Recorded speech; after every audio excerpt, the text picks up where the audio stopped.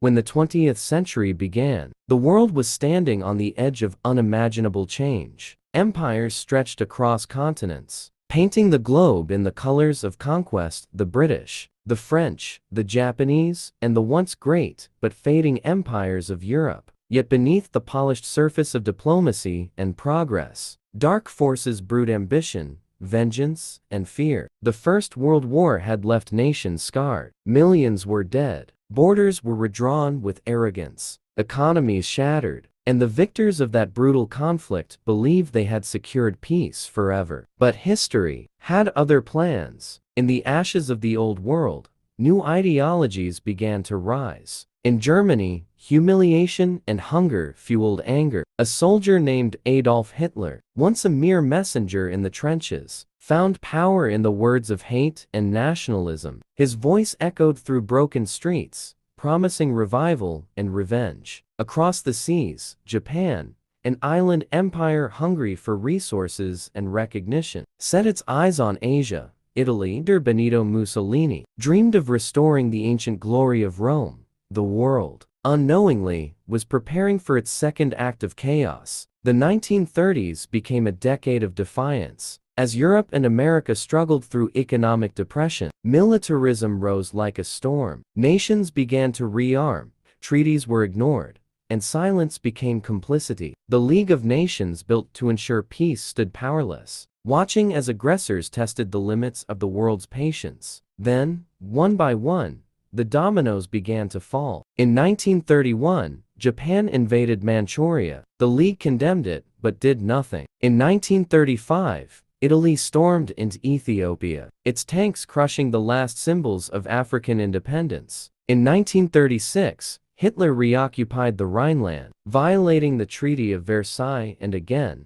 the world watched. Each act of aggression became a lesson to dictators.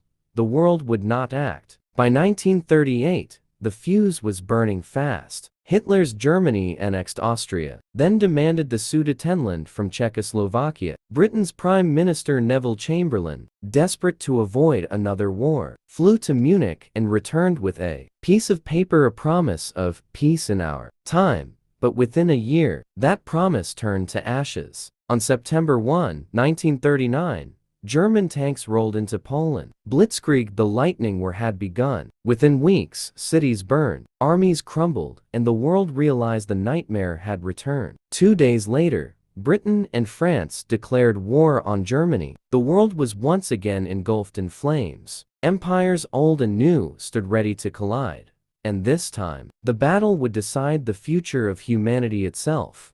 As dawn broke over Europe in September 1939, the illusion of peace finally shattered. The sound of tanks, artillery, and sirens replaced the echoes of diplomacy. The world had stepped into the abyss once more. The invasion of Poland was swift and merciless. German forces, using a terrifying new tactic called Blitzkrieg, lightning war, unleashed coordinated strikes of air power, armor, and infantry. Cities were bombed into submission, railways destroyed, and communication lines severed. Within weeks, the Polish army was overwhelmed. In the east, the Soviet Union, following a secret pact with Germany, invaded from the other side. Poland was carved apart like a prize between predators. The world had hoped that the Great War would be the last. Yet, barely 20 years later, a new storm consumed the globe. In London and Paris, grim faces filled war rooms. Britain and France declared war on Germany on September 3, 1939. But their armies stood motionless behind the Maginot Line, waiting for a German attack that never came. The months that followed became known as the Phony War. There was tension, but little fighting. Deceptive calm before the storm. Meanwhile, in Berlin,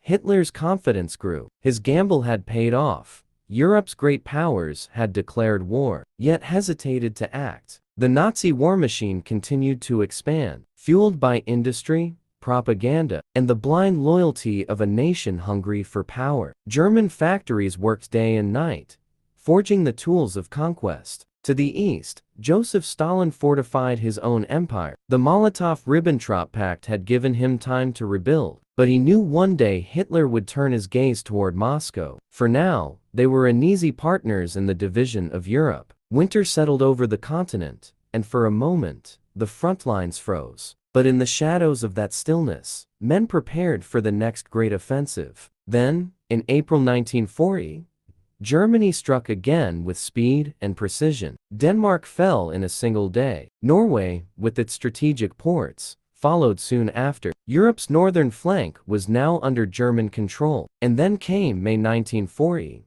a month that would change everything. The Wehrmacht unleashed its full fury upon France, Belgium, and the Netherlands. The blitzkrieg moved like fire through dry grass. Entire nations crumbled in days. British and French troops were pushed back, trapped on the beaches of Dunkirk. Under constant bombardment, they awaited annihilation. But fate had other plans. In one of the war's most extraordinary moments, the Dunkirk evacuation began. Hundreds of civilian boats, fishing vessels, yachts, and ferries crossed the English Channel under relentless fire, rescuing over 300,000 Allied soldiers. It was not victory, but survival. As France fell and Hitler's flag flew over Paris, the free world turned to one last hope, an island nation standing alone, led by a man with an iron will, Winston Churchill. The battle for the future of mankind was.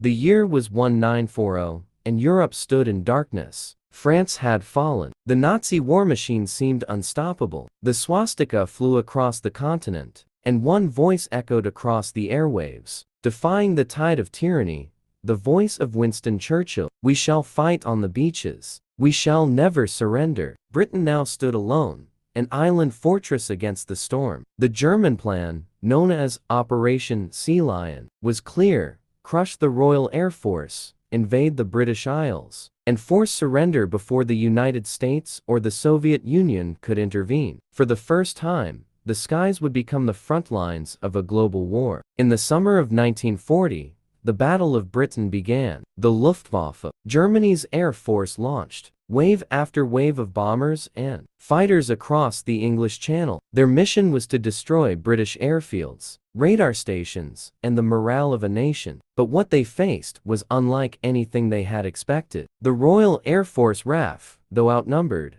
stood their ground. Pilots, many barely out of their teens, took to the skies in Spitfires and Hurricanes, battling German Messerschmitts in fierce dogfights that painted the clouds with fire and smoke. Radar technology, still new to warfare, gave Britain a secret advantage. From hidden coastal stations, operators tracked incoming raids, guiding their squadrons to intercept at the perfect moment. It was a battle of courage, strategy, and endurance. As the months passed, German bombers shifted tactics. Unable to destroy the RAF, Hitler turned his wrath on the people themselves. London, Coventry, and countless other cities were bombed, night after night, in a campaign known as the Blitz. Entire neighborhoods burned under the glow of falling bombs. Families huddled in underground stations, listening to the rumble of destruction above them. Yet, the British spirit refused to break. Out of the rubble came resilience. Fire wardens, nurses, and volunteers worked tirelessly to save lives and keep hope alive. Children were evacuated to the countryside, while adults manned the anti-aircraft guns, determined to protect their homeland at any cost. By October 1940, the tide began to turn. The Luftwaffe had lost hundreds of planes, and their dream of air superiority was fading. Britain had survived wounded, but unbroken. For the first time in the war, Hitler had been stopped. In secret bunkers beneath London, Churchill's command staff realized what this meant. The world had witnessed that Nazi power could be resisted. Britain's victory in the air became more than just a military triumph. It was a symbol. It proved that courage, unity, and the will to fight could stand against tyranny. The empire had endured the storm, but the war was far from over. Across the Atlantic, another giant stirred, watching, waiting, soon to join the battle that would decide the fate of humanity. As Britain stood defiant under the shadows of burning skies, the world beyond Europe was shifting. New powers were moving. Ambitions grew, and soon, the war that had begun in Europe would stretch across oceans and continents. The Axis powers Germany, Italy, and Japan were rising, bound together by greed, conquest, and ideology. In Berlin, Adolf Hitler's vision of domination had expanded beyond Europe. He spoke of a new order, a world reshaped under Nazi rule. The fall of France had proven his might, and the failure to conquer Britain was, to him, a delay, not defeat. Behind the walls of his war rooms, maps were redrawn, daily red lines pushing eastward toward the Soviet Union. In Rome, Benito Mussolini dreamed of his own empire. He had joined Hitler's war, not out of loyalty, but envy. The new Roman Empire, he declared, would stretch across the Mediterranean and into Africa. His armies invaded North Africa and Greece, but Italian strength faltered. Their weapons were outdated, their strategies weak, and once again, Hitler's forces were forced to intervene, turning Italy from a partner into a dependent. Meanwhile, on the far side of the world, another empire prepared to strike: Imperial Japan. For decades, Japan had sought dominance in Asia. The conquest of Manchuria and the brutal invasion of China were only the beginning. To the Japanese warlords, the Western empires, Britain, France, and the United States, were obstacles to their destiny. They believed that Asia should belong to Asians under Japanese rule. In 1940, as Europe burned, Japan signed the Tripartite Pact, officially joining Germany and Italy. The Axis was complete. Their promise was simple: if one nation went to war with a major power, the others would come to its aid. Together, they would challenge the entire world. By late 1940, Nazi U-boats roamed the Atlantic, sinking Allied ships with deadly precision. German submarines targeted convoys bringing food and weapons to Britain. The Atlantic became a graveyard of steel. In North Africa, the Desert War intensified. British and German tanks clashed beneath the scorching sun, while supply lines stretched thin across endless sand. Here, new legend emerged: Erwin Rommel, the Desert Fox, whose tactics would become the stuff of military legend. But beneath the victories and propaganda, cracks were already forming. The Axis alliance was united by ambition, but divided by ego. Hitler trusted no one. Mussolini struggled for relevance. And Japan, isolated and bold, looked southward toward the Pacific, where rich colonies and the powerful United States Navy stood in its path. As 1941 approached, the world's tension reached its breaking point. Europe was enslaved, Asia was burning, and the Atlantic was bleeding. The Axis believed their time had come, that the future belonged to them. But far across the ocean, a sleeping giant was about to awaken, and when it did, the balance of power would change forever. By 1941, the world was already burning. Europe lay under Nazi rule, Asia trembled beneath Japan's iron fist, and the oceans ran red with war. Yet across the vast Pacific, one nation still stood apart, powerful, industrial, and seemingly untouchable: the United States of America. For years, America had watched from a distance. The memories of the First World War were still raw. Isolationist voices filled Congress, warning against foreign entanglements. The American people wanted peace, but deep down, the world knew peace could not last while tyranny ruled half the planet. President Franklin D. Roosevelt understood this truth. He strengthened the nation's defenses, supplied weapons to Britain through the Lend-Lease Act, and quietly prepared for what he knew was coming. But he also knew that America would not move until it was struck. That strike came with fire from the skies. It was the morning of December 7th, 1941, a quiet Sunday in Pearl Harbor, Hawaii. The sun had just risen,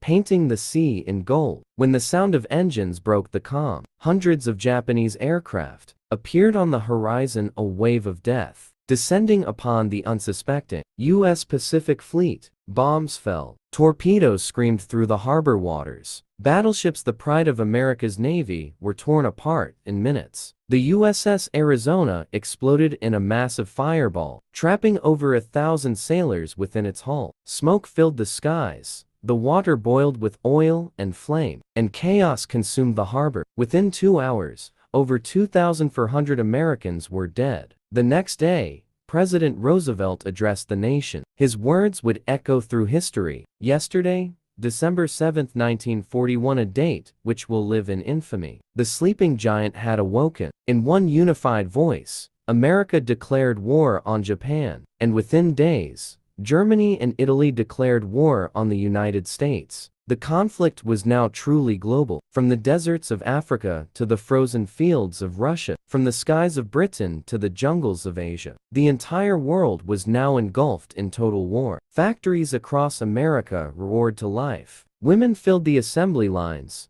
building planes, tanks, and ships at a speed never seen before. Men volunteered by the millions, ready to fight for freedom. The arsenal of democracy had been unleashed. For Japan, the attack on Pearl Harbor was meant to cripple America's spirit. Instead, it forged it into steel. The war had entered a new and brutal phase, and soon, American forces would march across the Pacific island by island to challenge the empire that had dared to wake the giant.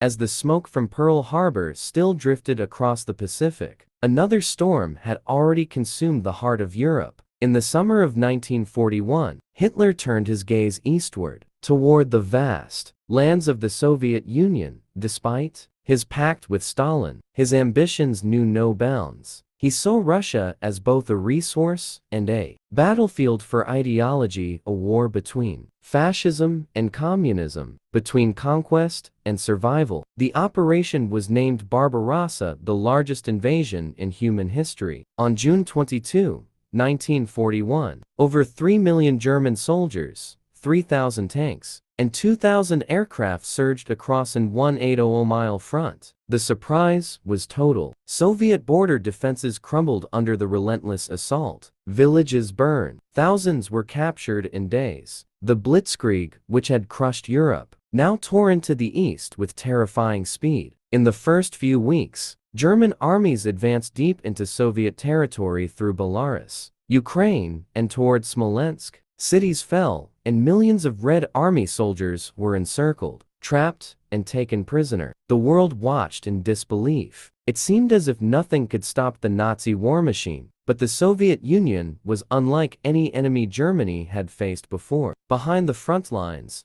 Joseph Stalin ordered total war. Factories were dismantled piece by piece and transported thousands of miles east, beyond the reach of German bombers. Entire populations were mobilized. Farmers, teachers, and children all became soldiers of production. The Soviet people were not fighting just for land.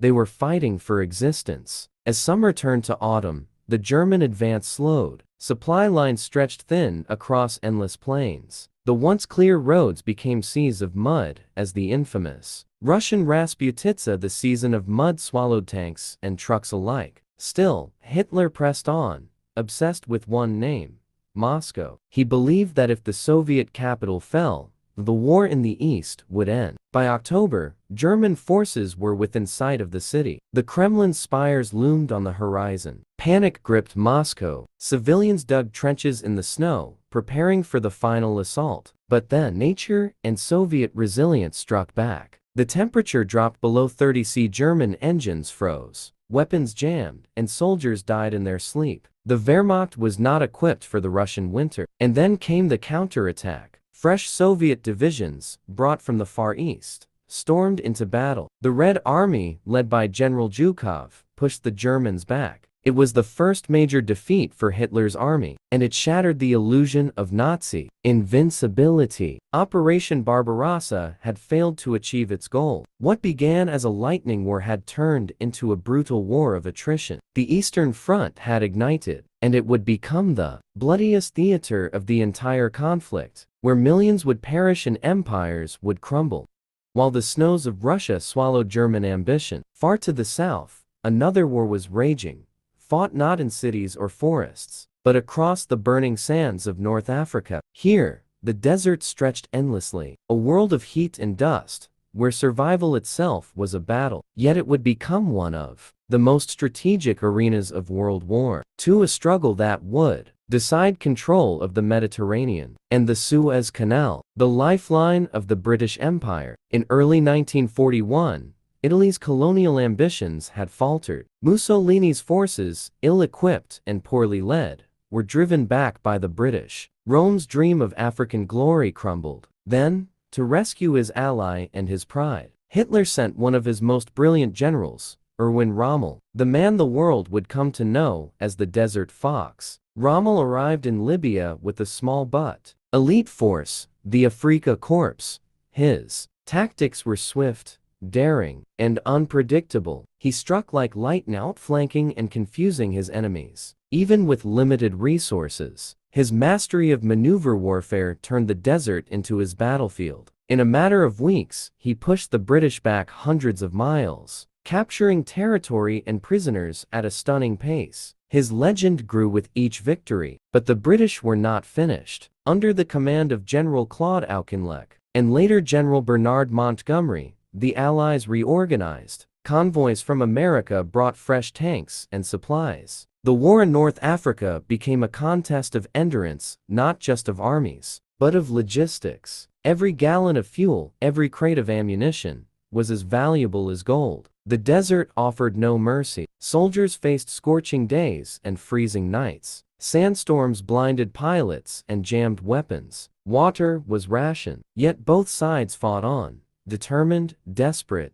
unyielding. By late 1942, the tide began to turn. At a small railway stop west of Alexandria, the fate of North Africa was decided. El Alamein. There, Montgomery's 8th Army, bolstered by superior numbers and intelligence, faced Rommel's exhausted forces. For 12 brutal days, tanks clashed and artillery thundered across the dunes. The ground shook with fire. When the smoke cleared, Rommel's army was in retreat. Churchill would later declare, "Before Alamein we never had a victory. After Alamein, we never had a defeat." It was a turning point, not just for the Desert War, but for the Allied cause. From the sands of North Africa came a message to the world. The Axis could be beaten. As Rommel withdrew westward, Allied forces prepared for the next step, Operation Torch, the American invasion of North Africa. For the first time, US and British troops would fight side by side, the beginning of a partnership that would shape the rest of the war. The desert, once a graveyard of hope, had become the birthplace of Allied resurgence. By late 1942, the winds of war began to shift. What had once been a struggle for survival was transforming into a global counteroffensive. The Allied powers, Britain, the Soviet Union, and now the United States, stood united, determined to strike back. The world's map was now ablaze. From the frozen steppes of Russia to the burning sands of Africa, battles raged in every corner. Factories thundered in America, producing tanks and bombers faster than ever before. The arsenal of democracy was awake, and the world would soon feel its power. The first major test of this new alliance came with Operation Torch, the Allied invasion of North Africa. On November 8, 1942, waves of American and British forces landed along the coasts of Morocco and Algeria. For the first time, US troops entered the European war, fighting side by side with seasoned British soldiers. The operation faced resistance from Vichy French forces, remnants of France's collaborationist government under Nazi influence, but after brief clashes, most surrendered or joined the Allied cause. The dream of a free France was beginning to flicker back to life. From the west, American forces pushed eastward. From the east, the British advanced after their victory at El Alamein. Trapped between them, Rommel's Afrika Korps fought desperately to escape. The desert that had once given the Axis glory now became their grave. By May 1943, the campaign was over. 250,000 Axis soldiers were captured. North Africa was free. The Mediterranean was open to Allied fleets. And for the first time since the war began, the world could see the path forward toward the liberation of Europe. But victory in Africa was only the beginning. Now, the Allies turned their gaze north to the heart of Axis territory itself. The next target, Italy, the soft underbelly of Europe, as Churchill called it. Before striking, Allied bombers pounded German factories, ports, and cities. Night after night, the skies above Europe burned as thousands of planes thundered overhead. It was a new kind of warfare, one fought not just by soldiers, but by engineers, pilots, and ordinary citizens working behind the front lines. In the Pacific, too, the war expanded. American forces had begun their long, bloody campaign across the islands, challenging Japan's empire one battle at a time. From Guadalcanal to the Solomon Islands, the tide was turning there as well. For the Axis powers, the dream of global domination was beginning to crumble. For the Allies, unity had become strength, and strength, destiny. As Roosevelt, Churchill, and Stalin planned their next moves, one truth was clear: the world had changed forever, and the road to victory would now lead through blood, sacrifice, and unbreakable resolve.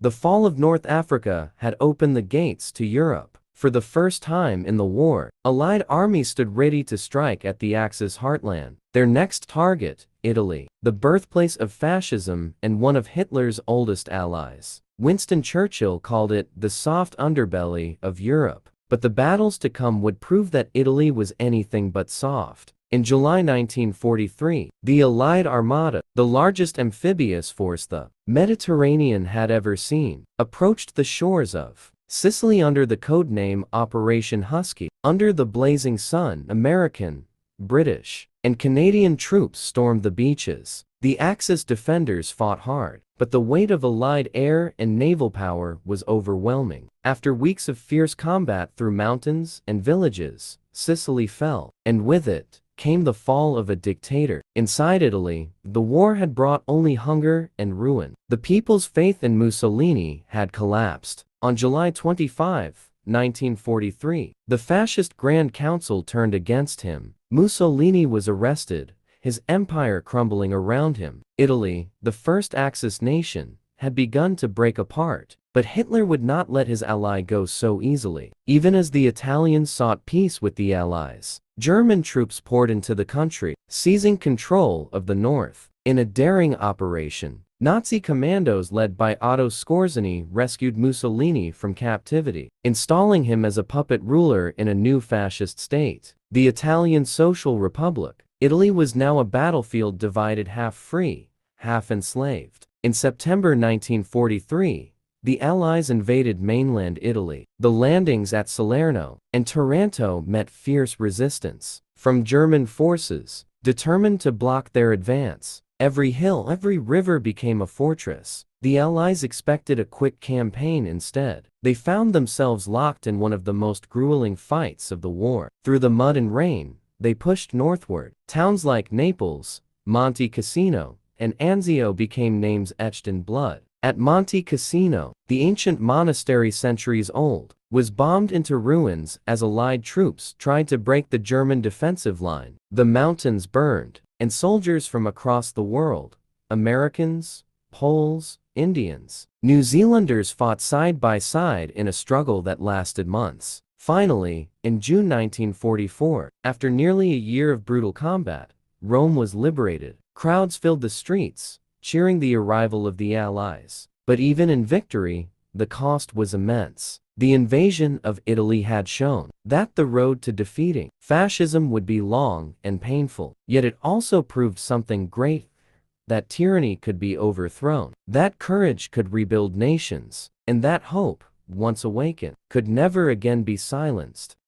While the Allies fought through the sands of Africa and the hills of Italy, the real inferno of World War II raged far to the east. The Eastern Front was not a battlefield, it was a continent consumed by fire. Since 1941, millions had already perished across the steppes of Russia. Villages vanished, armies shattered, and winter itself had become a weapon. The German dream of conquering the Soviet Union, Operation Barbarossa, had turned into a nightmare. Yet in 1942, Hitler demanded one last push toward the oil-rich lands of the South, toward a city that bore Stalin's name, Stalingrad. The battle that followed was beyond comprehension. For 6 months, 2 million men fought for a single city. Every street, every building became a war zone. The Volga River ran red with blood as German bombers turned the skyline into rubble. But the Soviet defenders refused to surrender. Not a step back. Came the order from Moscow. By winter, the German Sixth Army, once the pride of Hitler's war machine, found itself surrounded. The Soviet trap closed in like a vice. Cut off from supplies, starving,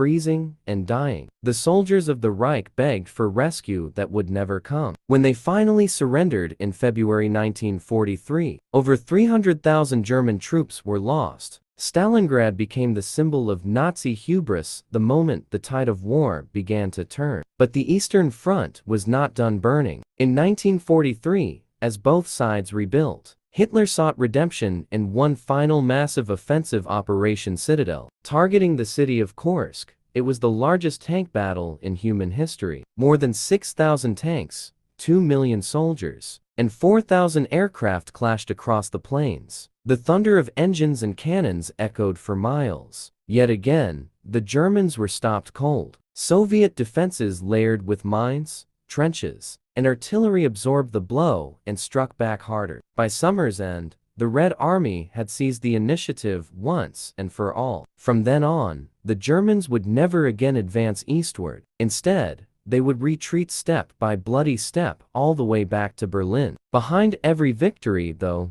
was tragedy. Entire cities lay in ashes. Millions of civilians had died starved, frozen, or executed. The Eastern Front was not only a clash of empires, but a war of annihilation, where mercy had no meaning. Yet in the ruins of Stalingrad and Kursk, a new hope began to rise, the belief that the Nazi colossus could bleed, could falter, could fall. And as the Red Army surged westward, that hope became unstoppable. While armies clashed across continents, another silent and deadly war raged over the world's oceans. The battle for the Atlantic. It was a struggle not for territory, but for survival. For if Britain lost control of the seas, the entire Allied cause would collapse. From 1939 onward, German U-boats, the stealthy submarines of the Kriegsmarine, prowled the Atlantic like wolves. They hunted in packs, striking without warning at the lifelines that connected North America to Europe. Every day, convoys of merchant ships carried food, oil, weapons, and men across the treacherous ocean. And every night, those same ships vanished into the black waves, torn apart by torpedoes. The sea became a graveyard. Flaming oil slicks burned across the water. Survivors clung to wreckage as the cold Atlantic swallowed thousands. Britain, dependent on these supplies, stood on the brink of starvation, but the Allies fought back with innovation and courage. They created the convoy system, grouping merchant ships under the protection of destroyers and corvettes. They developed radar, sonar, and depth charges to hunt the unseen enemy. Aircraft carriers began patrolling the ocean, extending the eyes of the fleet. Slowly, the tide began to shift. By 1943, the hunter became the hunted. New technology like long-range patrol planes and code-breaking intelligence from Bletchley Park began exposing the U-boat wolf packs. The Allies could now track and strike them before they attacked. The losses mounted for Germany. By mid-1943, the U-boat fleet was being destroyed faster than it could be replaced. Admiral Karl Dönitz, the commander of the submarine force, was forced to withdraw his remaining boats from the Atlantic. Yet the victory was not without sacrifice. Over 70,000 Allied sailors and merchant seamen lost their lives during the campaign. Young men who fought not for glory, but to keep the arteries of freedom open. The Atlantic had demanded a terrible price, but it had given the Allies something priceless in return: control of the seas. By the end of the battle, the convoys were flowing strong. Troops, tanks, and supplies crossed the ocean in preparation for the coming storm, the greatest invasion in history. The Allies now had the ships, the weapons, and the momentum. Across the waves, they began to gather for a single, decisive blow, one that would decide the fate of Europe. The war for the Atlantic had been won. The stage was now set for D-Day.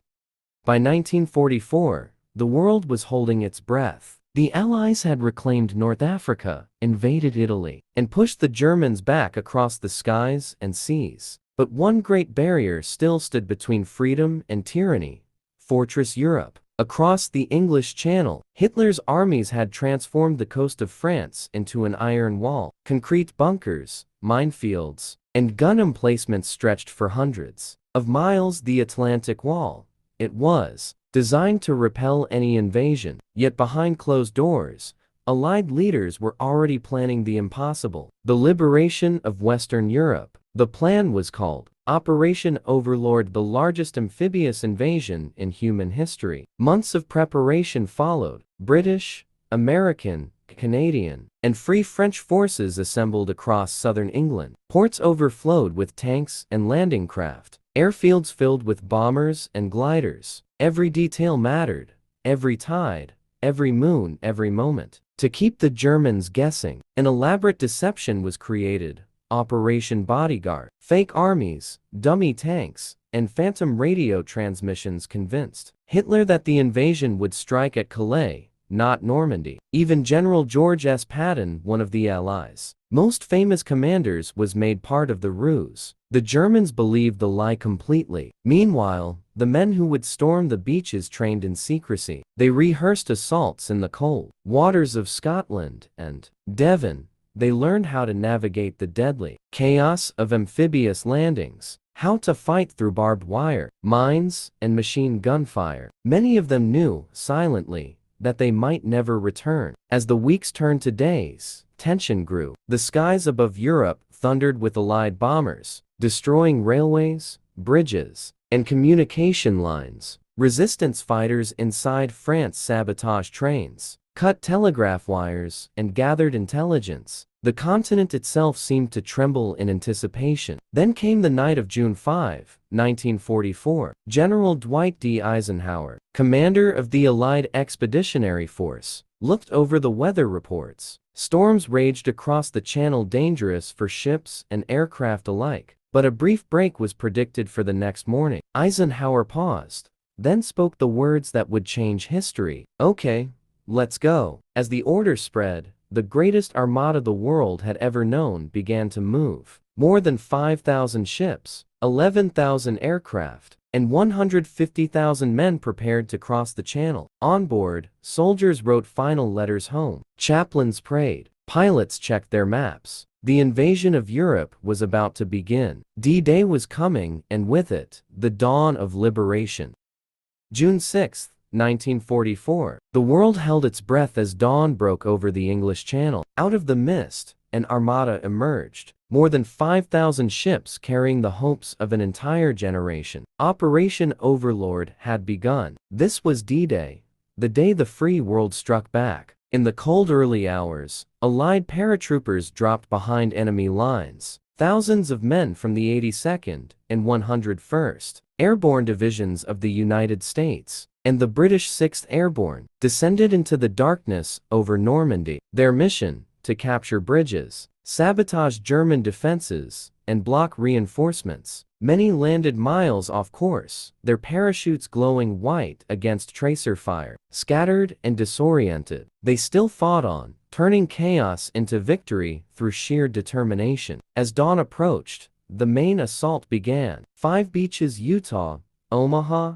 Gold, Juneau, and Sword stretched along the Normandy coast. On them, over 150,000 Allied troops prepared to storm the shore. The sea was rough. The wind howled. Men clutched their rifles and whispered silent prayers. Then the ramps dropped. Hell opened. At Omaha Beach, American troops faced the fiercest resistance. German machine guns tore into the landing craft. Men fell before they could even reach the sand. The water ran red with blood. For hours, chaos ruled. Commanders dead, units shattered, and every inch of ground fought for with unimaginable courage. But slowly, painfully, they advanced. Soldiers crawled through minefields, scaled cliffs under fire, and destroyed enemy bunkers one by one. By midday, the beaches that had been death traps became footholds of freedom. On the other beaches, British and Canadian forces pressed forward too, capturing towns and linking up inland. The tide, both literal and symbolic, had turned. By nightfall, more than 130,000 troops had landed in France. Behind them came tanks,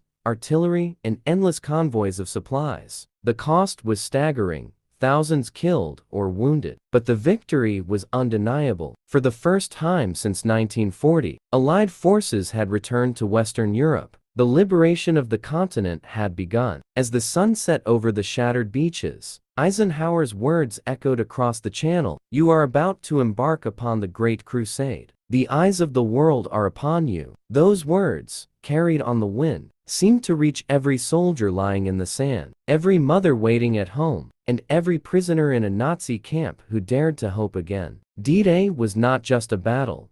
It was the rebirth of freedom. The longest day in history had ended, but the fight to free Europe was only just beginning. The beaches of Normandy had been taken, but the battle for France was far from over. D-Day was only the beginning. What came next was a brutal, grinding struggle through hedgerows, villages, and blood-soaked fields. The Germans, though stunned, fought back with desperate fury. Elite SS panzer divisions counterattacked relentlessly, turning every town into a fortress. The Allies advanced slowly, sometimes just a few hundred yards a day. Every hedgerow concealed snipers. Every crossroads was mined. But the Allies adapted. Engineers built new weapons like the Rhino tanks, fitted with metal teeth to plow through the dense hedges of Normandy. Allied air power ruled the skies, pounding German armor and supply lines. And the spirit of resistance inside France began to rise once more. As Allied troops pushed inland, the French resistance, the Maquis, emerged from the shadows. They sabotaged trains, cut communication lines, ambushed convoys, and relayed vital intelligence. Farmers, teachers, and students, ordinary citizens, became soldiers of freedom. Their courage helped turn the tide. In July 1944,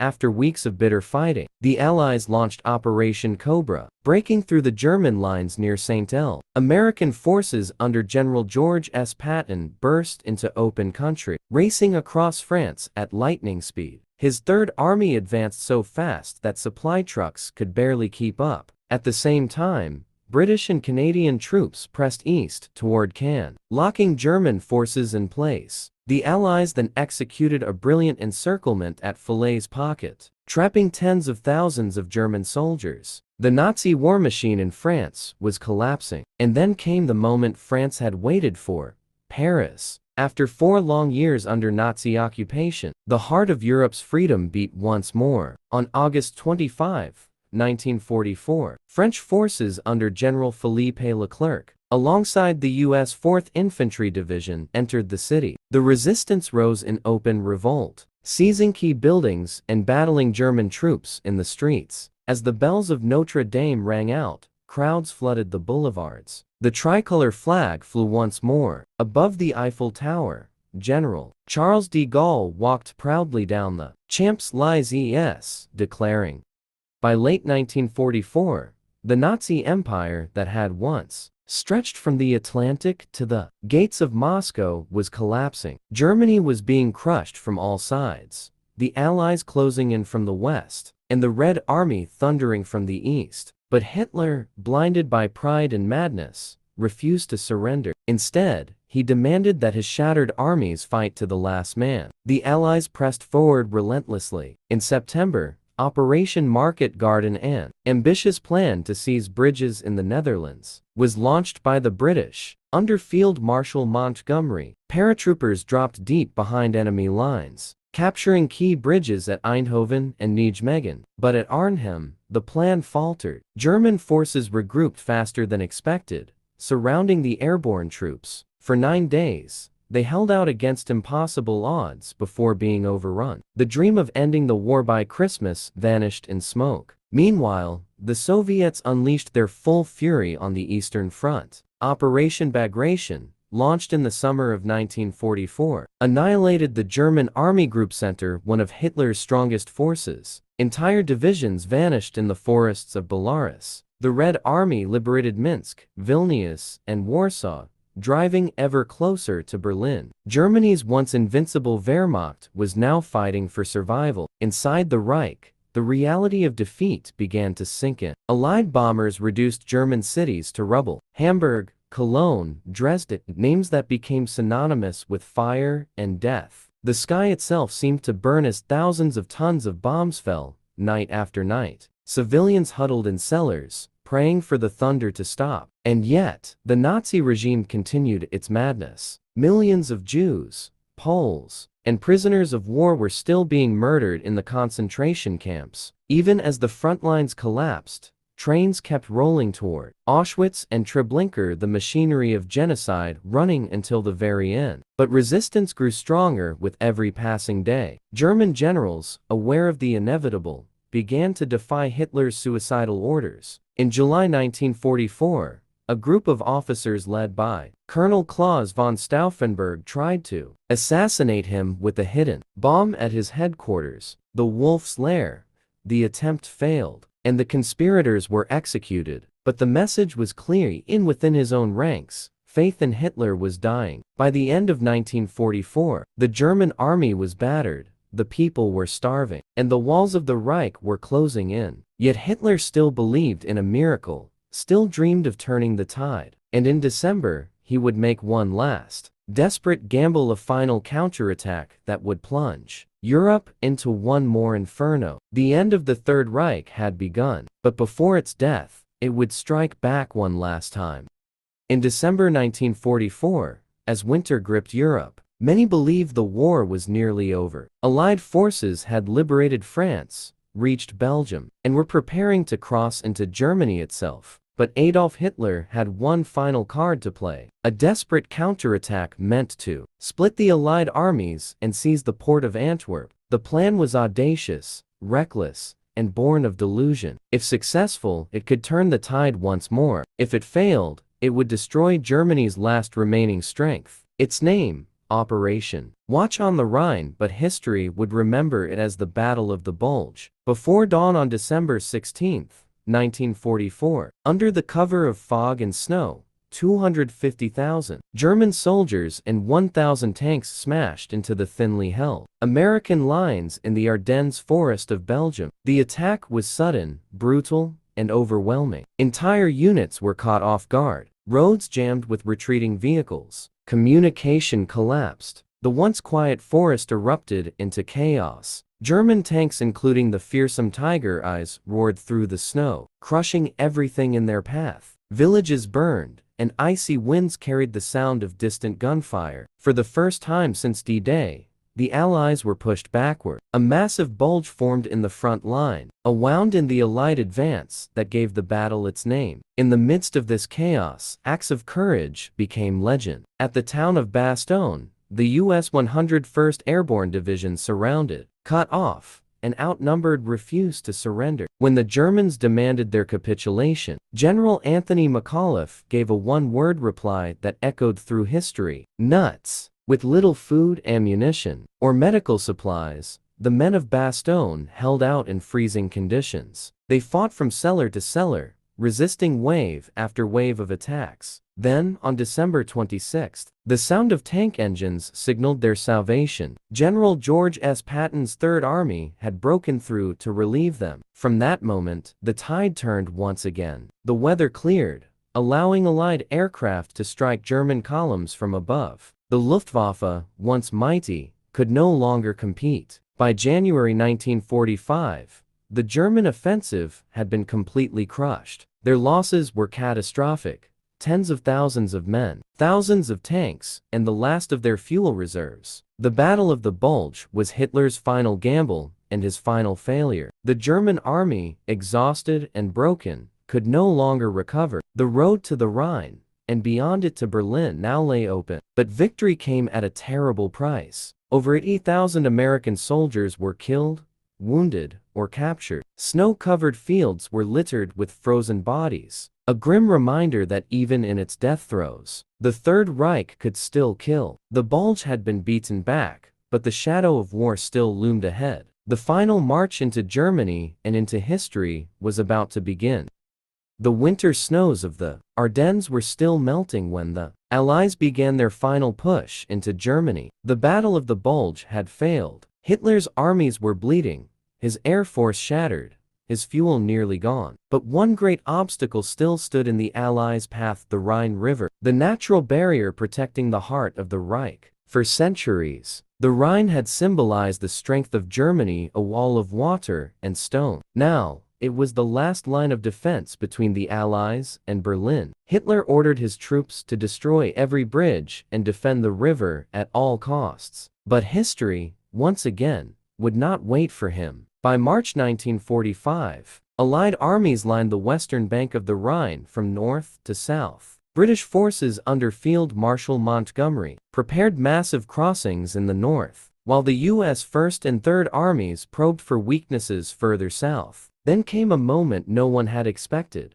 a miracle of chance and courage. On March 7, 1945, American soldiers from the 9th Armored Division reached the town of Remagen and discovered something extraordinary. The Ludendorff Bridge, still standing. German engineers had tried to blow it up, but the charges had failed. Without hesitation, the Americans charged across under artillery fire, through smoke and chaos, securing the eastern bank. The impossible had happened. The Allies had crossed the Rhine intact. Word spread like wildfire. For the first time in the war, Allied troops stood on German soil. Beyond the Rhine, it was a symbolic and strategic victory that shook the Nazi leadership to its core. Hitler was furious, ordering executions of officers who had allowed the bridge to fall. But the damage was done. The wall had been breached. In the days that followed, thousands of troops and tons of equipment poured across the river. Pontoon bridges were built under constant enemy fire. The British crossed near Wesel, the Americans at Oppenheim and Remagen,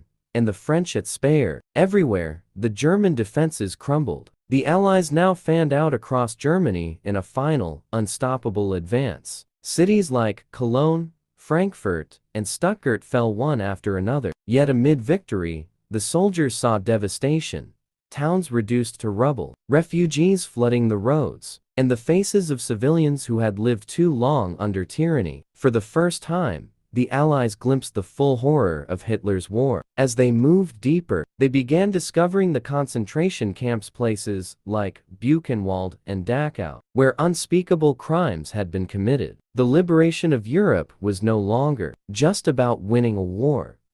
It was about confronting evil itself. By crossing the Rhine, the Allies had torn open the heart of the Reich. The final march to Berlin had begun, and with it, the end of a nightmare.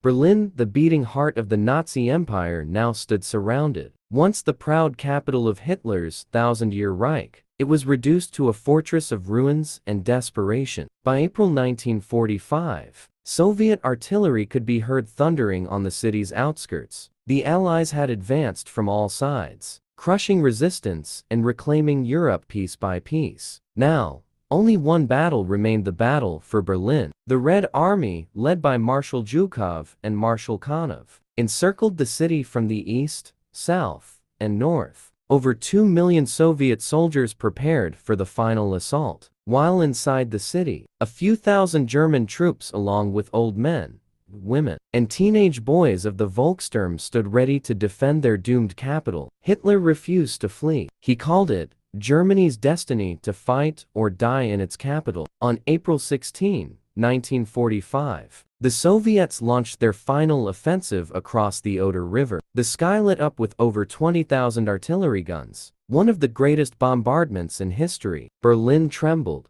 Buildings collapsed. The city became a sea of fire and smoke. The Soviets advanced street by street, block by block, as snipers, tanks, and flamethrowers turned the city into a living nightmare. Inside the Führerbunker, buried beneath the ruins of the Reich Chancellery, Hitler ranted, denying reality. His generals pleaded with him to surrender, but he refused. He still believed Germany could rise from the ashes, even as the walls closed in. By April 25, Soviet forces completely surrounded Berlin. American and Soviet troops met at the Elbe River, sealing off any escape. Civilians huddled in basements, starving and terrified, while German soldiers fought to the last bullet in a hopeless defense. As the Red Army stormed through the city, symbols of Nazi power were erased. The Reichstag, the symbol of Hitler's empire, became the final battleground. Soviet soldiers raised their flag over its burning dome. On April 30, 1945, signaling the symbolic end of Nazi Germany. That same day, in the bunker below, Adolf Hitler took his own life, along with his longtime companion, Eva Braun. The man who had plunged the world into darkness was gone, his empire collapsing above him. Within days, his generals surrendered. The once mighty Third Reich was finished. Berlin was a graveyard, a wasteland of rubble, broken dreams, and human suffering. Soviet troops wept and cheered. Civilians emerged from cellars like ghosts. The war in Europe was almost over, but the cost was beyond measure. Tens of millions dead, entire cities wiped off the map, and a world forever changed. In the ruins of Berlin, victory tasted bitter. The war had ended, but humanity's scars had only begun to show. The guns of Europe finally fell silent in May 1945. After 6 long years of destruction, the world stood still. Silent cities, empty fields, and the echo of a war that had claimed over 70 million lives. Nazi Germany was gone. Hitler was dead. But victory came with unimaginable sorrow. The streets of Berlin, Warsaw, and Stalingrad lay in ruins. Ghost cities where once millions had lived. Entire families had vanished. Nations were broken. Refugees wandered the roads in endless columns. Women carrying children. Soldiers limping home. Old men searching for loved ones who would never return. Across Europe, the Allies discovered horrors they could not have imagined. The liberation of the concentration camps revealed the full extent of Nazi evil. At places like Auschwitz, Dachau, and Bergen-Belsen, soldiers found piles of human remains, skeletal survivors staring in silence, and children too weak to speak. The world realized that this had been more than a war for territory. It was a war for the soul of humanity. In the aftermath, justice began. The Nuremberg trials brought the architects of the Holocaust and Nazi leadership before international courts. For the first time in history, crimes against humanity were named and judged. Men who once commanded armies now stood in chains, facing the world's conscience. Many were executed, others imprisoned for life. Yet no punishment could ever erase the pain they caused. Germany itself was divided, carved into 4 occupation zones controlled by the United States, Britain, France, and the Soviet Union. The once great nation became a shattered land, its people struggling to survive amid hunger, destruction, and guilt. In the East, Soviet influence spread rapidly, while in the West, democracy tried to take root again. The seeds of a new conflict, the Cold War, were already being planted. Meanwhile, across the oceans, celebrations erupted. In London, New York, and Moscow, people danced in the streets, waving flags and singing songs of victory. But behind every cheer was grief, every smile shadowed by the memory of those who never returned. For many, peace felt strange, even hollow. The war was over, but the world they had known was gone forever. Factories turned from tanks to tools. Soldiers returned home to rebuild their lives. But the scars, both physical and emotional, ran deep. Children, born amid bombings, would grow up in a world haunted by the lessons of that terrible war. World War II had ended, but its shadow stretched far into the future, shaping politics, alliances, and humanity's understanding of good and evil. Empires had collided and fallen, and from the ashes, a fragile new world order began to rise. The war that began with ambition and hatred ended with silence and ashes. But from those ashes, a new world began to form. Fragile, uncertain, yet filled with hope. When the gun stopped firing in 1945, humanity stood at a crossroads. Empires had fallen, cities had burned, and millions had died. Now, the question was no longer how to fight, but how to live again. Europe lay broken. The once mighty colonial empires of Britain and France were exhausted, their influence fading. 2 new giants emerged from the rubble: the United States and the Soviet Union. Together, they had defeated Nazi Germany, but their visions for the future could not have been more different. Where one promised freedom and democracy, the other promised strength through control. And so, as the world celebrated peace, another kind of war began, a Cold War, fought not with tanks and bullets, but with fear, spies, and ideology. In the ruins of Germany, Berlin was divided east and west, communist and capitalist, a symbol of the new world's fragile balance. An iron curtain, as Winston Churchill would call it, had descended across Europe. Alliances shifted, and nations rebuilt, each choosing sides in a global struggle for influence. But amid the political tension, humanity sought redemption. The United Nations was born in 1945. A promise that nations would talk before they fought again. Science, once used to destroy, now turned toward progress. The dawn of the atomic age had arrived. Technology advanced at a pace never seen before, driven by both fear and hope. The people who had survived the war carried its lessons deep in their souls. Writers, filmmakers, and leaders told stories of sacrifice, courage, and warning so that the world would never forget. Monuments rose over battlefields. Graves were marked with simple white crosses and stars. The names of the fallen were etched into stone, but their legacy lived on in the peace they had bought with their lives. Across Asia and Africa, colonized nations saw opportunity in the aftermath. Old empires weakened, and a wave of independence swept across the world. The age of empires, the very thing that had once driven conquest, was ending. In its place came nations searching for their own identity, their own destiny. The Second World War had changed everything.